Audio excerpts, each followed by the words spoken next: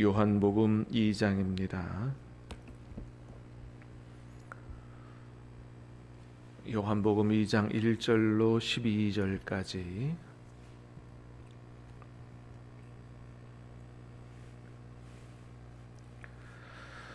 사흘째 되던 날 갈릴리 가나에 혼례가 있어 예수의 어머니도 거기 계시고 포도주가 떨어진지라 예수의 어머니가 예수에게 이르되 저들에게 포도주가 없다 하니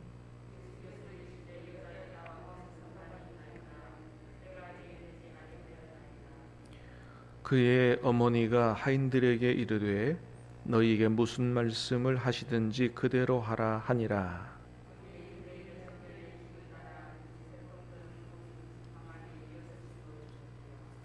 예수께서 그들에게 이르시되 항아리에 물을 채우라 하신즉 아귀까지 채우니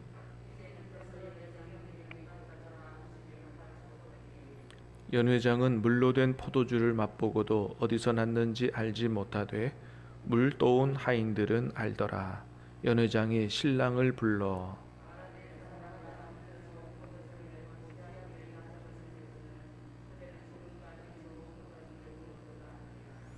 예수께서 이 첫 표적을 갈릴리 가나에서 행하여 그의 영광을 나타내심에 제자들이 그를 믿으니라. 그 후에 예수께서 그 어머니와 형제들과 제자들과 함께 가버나움으로 내려가셨으나 거기에 여러 날 계시지는 아니하시니라. 아멘. 오늘 말씀은 우리가 너무 잘 아는 말씀이죠. 갈릴리 가나에서 혼인잔치에 물로 포도주를 만드시는 기적을 나타내시는 그런 말씀이죠. 자, 1절 2절을 다시 한번 보겠습니다. 시작. 사흘째 되던 날 갈릴리 가나에 혼례가 있어 예수의 어머니도 거기 계시고 예수와 그 제자들도 혼례의 청함을 받았더니. 자, 사흘째 되던 날, 아마도 그 앞에 있는 말씀 빌립과 나다나엘이 예수님을 만난 기점으로 3일째다 이렇게 말하는 것으로 그렇게 보여집니다. 자, 갈릴리 가나에 혼인잔치가 있어 초청을 받았다.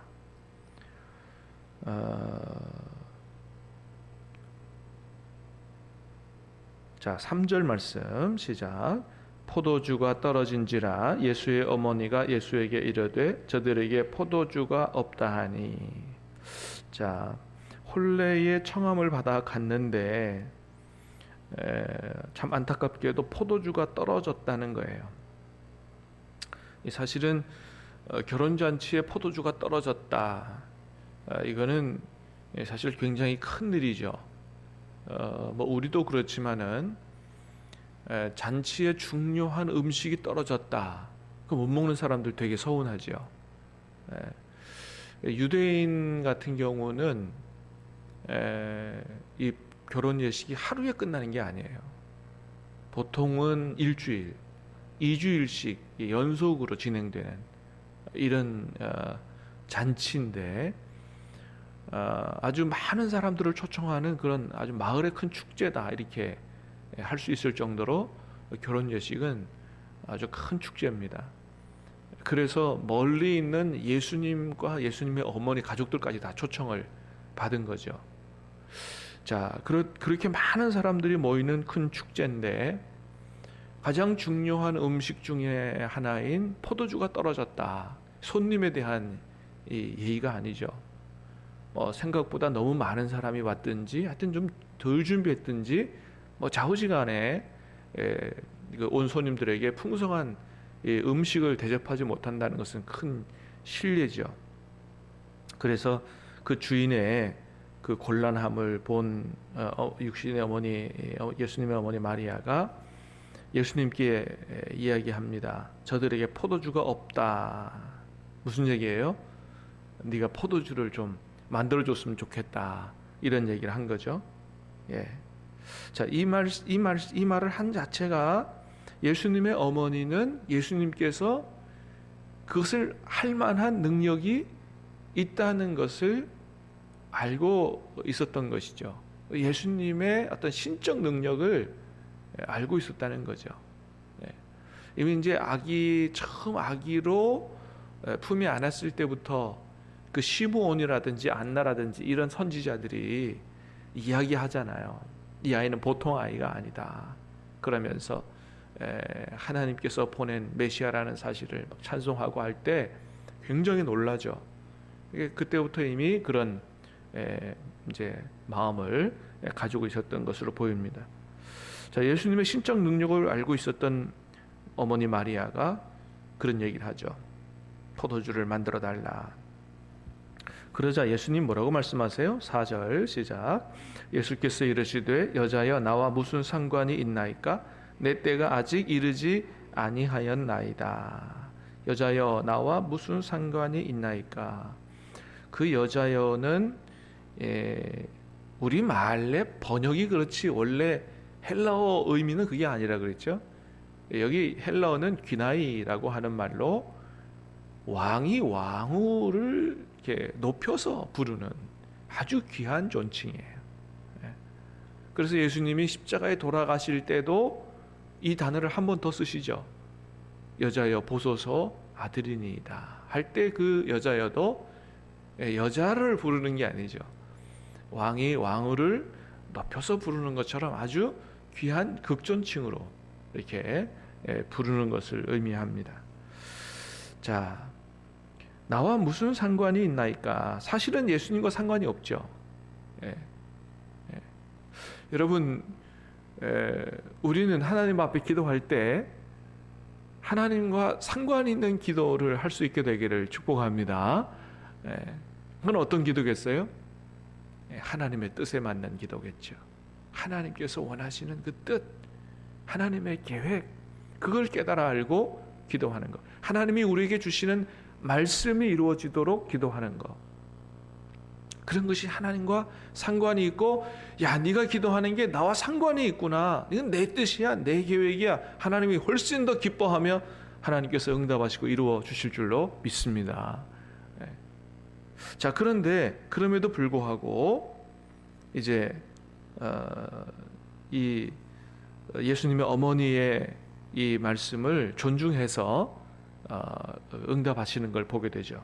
자, 사실은 예수님이 그런 말씀하셨어요. 내 때가 아직 이르지 아니하였나이다. 뭐냐하면 예수님은 사실은 육신의 어머니 마리아의 요청에 따라 움직이시는 분이 아니고 하나님의 아들이시기 때문에 하나님의 때에 따라서 움직이시고 일을 하시는 분이거든요. 하나님의 때가 있단 말이죠. 하나님의 때가.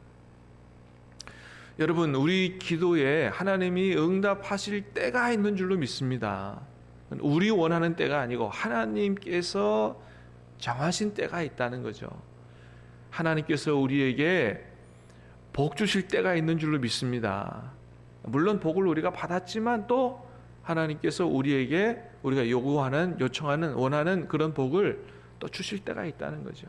하나님께서 우리 교회를 귀하게 들어 사용하실 때가 있는 줄로 믿습니다. 그 소망을 우리가 잃지 말아야 된다. 하나님 반드시 축복하실 때가 있다라고 하는 것이죠. 자, 5절 말씀 시작. 그의 어머니가 하인들에게 이르되 너에게 무슨 말씀을 하시든지 그대로 하라 하니라. 이게 중요합니다. 하인들에게 얘기합니다. 내 때가 이르지 아니하였나이다. 그럼에도 불구하고 예수님의 어머니 가는 믿음이 있어요. 내 이야기를 반드시 들어줄 거다라고 하는, 내 기도를 들어줄 거다라고 하는 그런 믿음이죠. 무슨 말씀을 하시든지 그대로 하라. 하인들에게 얘기합니다. 이게 중요해요. 예수님이 무슨 말씀을 하시든지 그대로 순종할 때 기적이 나타날 거다 라고 하는 것입니다. 여러분, 하나님이 우리에게 요구하시는 순종은 어떤 순종이에요? 반쪽짜리 순종이 아니고 온전한 순종을 원하시죠. 우리 송구영신 예배 때도 말씀을 들었던 것처럼 하나님이 여호수아에게 원하시는 게 뭐예요? 말씀을 주야로 묵상하고 그 가운데 기록된 대로 다 지켜 행하라. 나중에 여호수아와 갈렙만이 가나안 땅에 들어가게 됩니다. 왜 그래요? 하나님 말씀하십니다. 그들이 나를 온전히 믿고 순종했다라고 말씀하세요. 온전이라는 단어를 말씀하세요. 사울은 왕으로 하나님께 선택을 받았다가 나중에 폐위를 당합니다. 왜 그렇습니까? 반쪽만 순종했기 때문이죠. 아말렉 족속을 진멸하라. 아말렉 족속을 치긴 했지만 좋은 건 다 남겨뒀단 말이죠. 온전히 순종하지 못한 거예요. 여러분, 반쪽짜리 순종은 순종이 아니고 그건 불순종인 거라 그런 거 말씀하시는 거죠. 온전한 순종을 할 수 있게 되기를 축복합니다. 그 온전한 믿음을 얘기하는 거거든요. 온전히 믿으라는 거예요. 하나님 말씀하실 때 우리 머리를 이렇게 저렇게 취사 선택하지 말고 온전히 순종해라. 그러면 기적이 나타날 거다. 자, 그랬더니 하인들이 어떻게 합니까? 7절 시작. 예수께서 그들에게 이르시되 항아리에 물을 채우라 하신즉 아귀까지 채우니. 예수님 말씀하셨어요. 항아리에 물을 채우라. 그랬더니 어디까지 채워요? 아귀까지 채웠다는 거죠. 그러니까 여기서 이미 하인들에게 이 믿음이 들어간 것 같아요. 적당히 안 채우고 어떻게 해요? 아주 끝까지 그냥 콸콸 넘치도록 채웠다는 거죠. 자, 예수님 또 말씀하십니다. 8절 시작. 이제는 떠서 연회장에게 갖다 주라 하심에 갖다 주었더니. 이게 사실 믿음이 없으면 못하는 겁니다. 그죠? 아니, 자기들이 채운 건 물이에요. 근데 연회장에게 떠다 갖다 주라. 지금 포도주 없어서 포도주 찾는데 물 떠다 주면 물이 포도주로 안 변하면 어떻게 됩니까? 아, 미친놈 소리 듣는 거 아니에요. 이 뭐 하는 짓이냐 지금 말이야. 근데 하인들이 떠다 갖다 줬단 말입니다. 뭔 얘기예요? 믿었다는 거죠. 예수님 말씀을 믿었다는 거죠. 할렐루야. 여러분, 예수님이 무슨 말씀을 하셔도 믿을 수 있는 믿음이 있게 되기를 축복합니다. 그래서 그대로, 아니 물이 어떻게 포도주로 변하냐, 이렇게 되면 안 된다는 거예요. 절대 안 변한다. 하인들이 믿었다는 겁니다. 믿고 순종했다는 거죠. 그랬더니 떠다 주로 이렇게 항아리에서 물을 떠다가 연회장에 갖다 주는 그 과정에서 뭐예요? 포도주로 바뀌었다는 겁니다. 순종할 때 바뀐다. 요단강에 물이 넘쳐 흐르고 있어요. 제사장들에게 발을 들이밀어라. 그러면 요단강이 갈라질 거다. 아니, 갈라져야 들어가지 어떻게? 물이 넘치고 있는데 발을 들이밀면 갈라진다고 말씀하십니까? 근데 하나님 말씀은 그거예요. 전혀 지금 눈으로 볼 때는 상황이 없어. 안 돼. 부정적이야. 이건 불가능해. 그런데 순종하고 발을 디디면 갈라진다는 거죠. 여리고성이 어떻게 무너집니까? 근데 믿고 발을 디디면 이루어진다는 거죠. 여러분, 우리 눈에 불가능한 일이라도 하나님의 뜻이면, 하나님 기뻐하시는 일이면 순종할 때 기적이 일어나게 될 줄로 믿습니다. 그렇죠. 예. 여러분, 우리 교회가 이 지역 사회를 완전히 커버하고 영적 능력을 발휘하고 이 지역을 수많은 생명을 구원하고 하나님의 나라로 지역을 변화시키는 일들을 이루어갈 수 있을까요? 어떻게 우리 교회가 그거를 하겠어라고 할 때 절대 못하는 겁니다. 근데 우리 교회를 신암교회를 신암 지역에 세워주신 이유는 바로 그것 때문이야. 하나님이 우리를 그걸 하게 하실 거야. 이건 여러분, 아무리 기도해도 하나님의 뜻이잖아요. 우리 교회를 신암 지역에 세워준 이유가 뭐예요? 그거 하려고 세워주신 거 아니에요? 신암 지역의 생명을 구원하고 이 지역에 하나님의 나라를 이루어가기 위해서 세워주신 거 아니에요? 믿으시기를 바랍니다. 이미 하나님이 우리에게 주신 축복의 땅인 줄로 믿습니다. 믿고 그걸 위해서 기도하고 하나님 뜻이 이루어지기를 위해서 기도하고 하나님 말씀하실 때 순종할 때 하나님께서 우리를 통해서 놀라운 기적의 역사를 이루신다라고 하는 것이죠. 여러분, 세계를 로마를 뒤엎고 세계를 발칵 뒤집어 엎은 초대교회는 몇 명이었어요? 120명이었습니다. 120명밖에 안 됐지만 함께 모여 전심으로 기도하고 성령 받았을 때 놀라운 역사가 일어났다는 것이죠. 여러분, 우리 교회를 통해서도 그런 일이 일어나지 말라는 법이 어디 있어요? 우리는 하나님의 말씀을 그대로 믿습니다. 우리 교회를 통해서도 그런 역사가 일어날 수 있게 되기를 주님의 이름으로 축복합니다. 우리는 연약하고 부족하지만 하나님이 하신다. 그렇죠. 순종할 때 물이 포도주로 변했다는 것입니다. 자 9절입니다. 시작.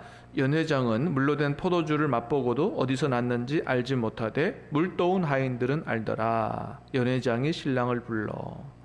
자, 연회장은 물로 된 포도주를 맛보고도 어디서 났는지 알지 못한다 그랬어요. 자, 이 포도주가 얼마나 포도주인지, 좋은 포도주인지 10절입니다. 시작.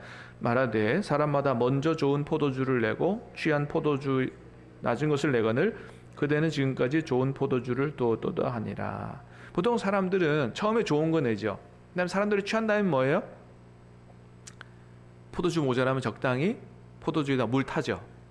그래가지고 내죠. 왜? 아니 지금 포도주는 모자라고 사람은 많은데 포도주 더 달라 그러면 없습니다. 떨어졌습니다. 실례죠. 그러니까 물 타가지고 주는 거죠. 여러분, 밖에 있는 사람들은 술 장사들이 그렇게 한다잖아요. 손님이 처음에는 취하고 나중에는 어떻게 해요? 물 타가지고 준다잖아요. 보통 사람들이 그러죠. 근데 연회장에 보니까 아니 이 주인은 나중에도 이렇게 좋은 포도주, 그러니까 예수님 물로 만든 포도주가 그렇게 좋은 포도주였다. 물이 적당히 변한 포도주가 아니라는 거죠. 예.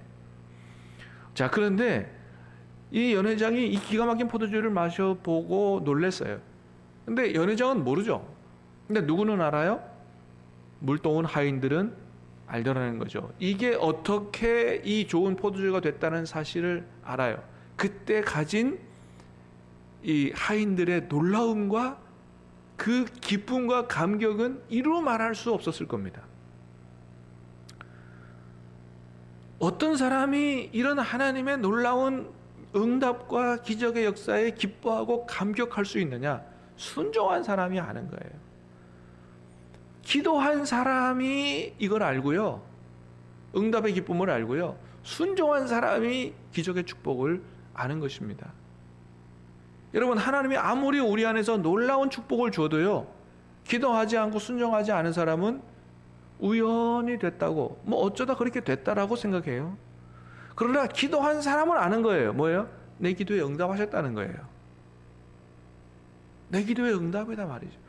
우리가 순종했더니 이런 일이 이루어졌다라고 아는 거죠. 그래서 하나님 주시는 기적을, 그 축복을 제대로 알게 되고 그것을 감사하고 기뻐하고 감격하는 사람은 기도하는 사람이요, 순종하는 사람인 거예요.